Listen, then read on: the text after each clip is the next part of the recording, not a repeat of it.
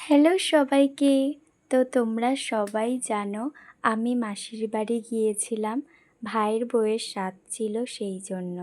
সকাল সকাল আমরা সবাই মিলে গুছানো শুরু করে দিয়েছিলাম, খুব সুন্দর করে সাজিয়েছিলাম আমরা।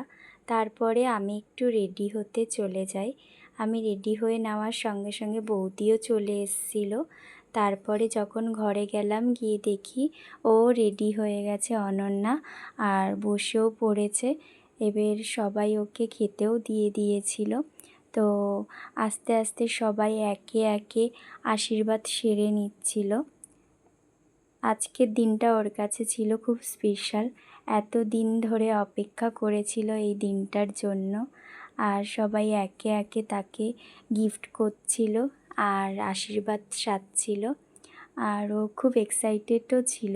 আর সেই দিন না প্রচণ্ড গরম ছিল, ওর কষ্টও হচ্ছিল গরমে অত সময় বসে থাকতে। তো আমরাও ওখানে ছিলাম। তো একে একে সবাই আশীর্বাদ সেরে নিল ওর বাড়ির লোকেরা।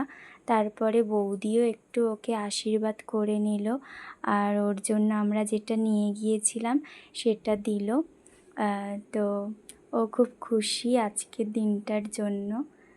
আর আমরাও একে একে তারপরে নিজেদের মতন কাজ সেরে নিচ্ছিলাম, আরও খেতে বসে গিয়েছিল।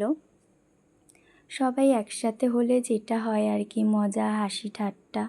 আর এই ছোট ছোট অনুষ্ঠানগুলোতে না সবাই একসাথে হই, আর সবার সাথে দেখা হয়, সব দিদিরা আসে।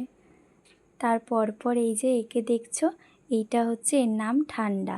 এটা হচ্ছে আমার দিদিদের, ওকে দাঁত দেখাতে বলছি, ও দাঁত দেখাচ্ছিল। তারপরে আমাদেরও খুব জোর খিদে পেয়ে গিয়েছিল, আমরা খেতে চলে গিয়েছিলাম। আমি আর সমস্ত খাবারের ভিডিও নিইনি, টুকটাক কিছু কিছু নিয়েছিলাম। তো আমরা সবাই এখানে মজা করতে করতে খাচ্ছিলাম, হাসাহাসি হচ্ছিল।